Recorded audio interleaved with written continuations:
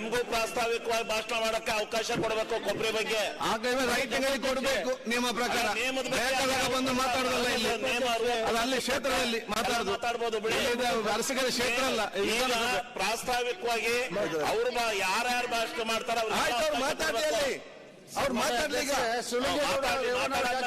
ಮಾತಾಡ್ಲಿ.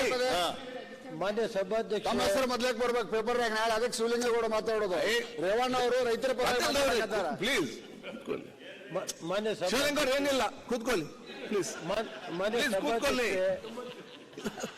ಅದು ಸುಧಾರ್ಕೊಂಡು ಹೋಗ್ಲಿ. ಮಾನ್ಯ ಸಭಾಧ್ಯಕ್ಷೆ